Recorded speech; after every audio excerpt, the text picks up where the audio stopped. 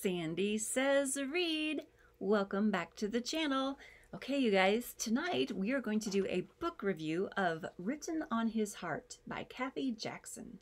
Kathy released this book in 2020, and shortly afterwards she released Written on Her Heart.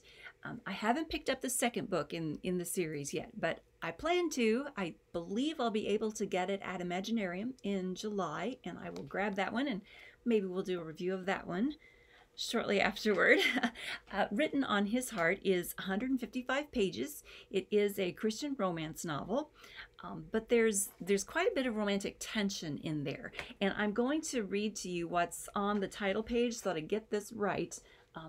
Written on His Heart contains scenes of implied self-pleasure, strong Christian themes that clash and cause an extreme amount of tension. And that's quite right. There's a bit of tension that just builds throughout this novel.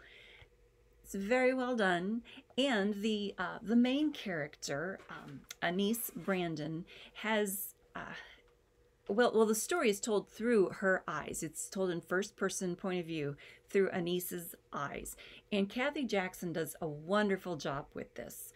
She does not tell us how Anise is feeling. She shows us how Anise is feeling throughout the novel, and she does just a great job of this. She could give a workshop on how to show, not tell. Logan Stewart is our hero in the story, and he is the next door neighbor to Anise. And Logan is hot like the rising sun.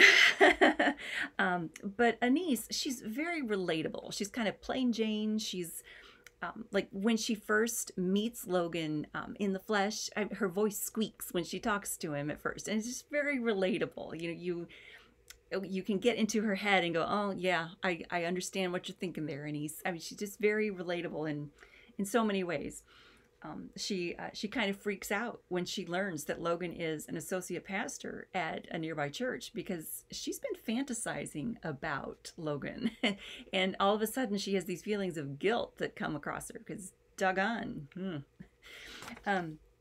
She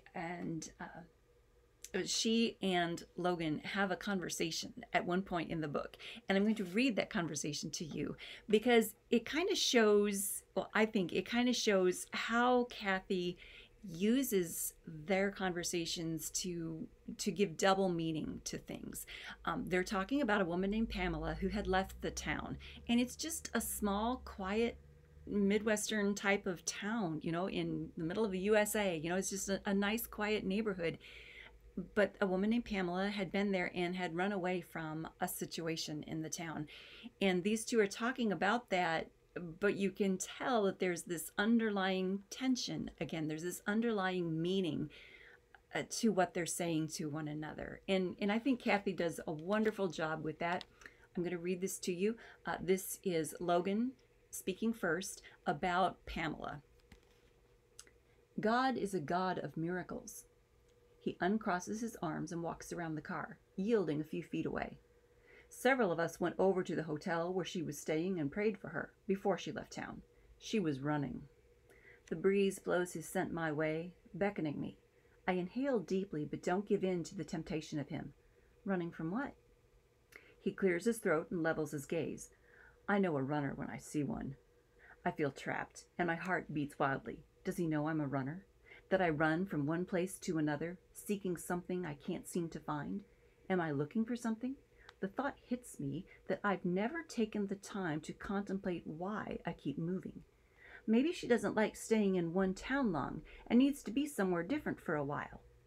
Why would she feel the need to leave? He takes a step closer, his gaze steady. I feel like I'm an insect being studied under a microscope. Maybe she doesn't know why she has to keep moving. Maybe a part of her feels like she has to pack everything and leave. I've been in this town my entire life, have good neighbors, roots in the community. Why wouldn't anyone want any of that? As he speaks, he takes another step. Warning bells go off in my mind. He's too close, too intoxicating, must retreat. I think that Kathy does a wonderful job with both of these characters, with the supporting characters in the book. It's 155 pages of a building romance between these two, and just showing what a good character Anise really is, despite what she thinks of herself. And it's well done. I can recommend Written on His Heart by Kathy Jackson, and I bet I can recommend the follow-up, Written on Her Heart. I'm going to pick it up in July, hopefully, and I'll let you guys know what I think of it then.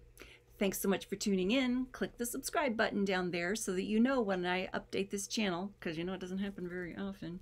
Thanks so much for tuning in. I'll see you next time.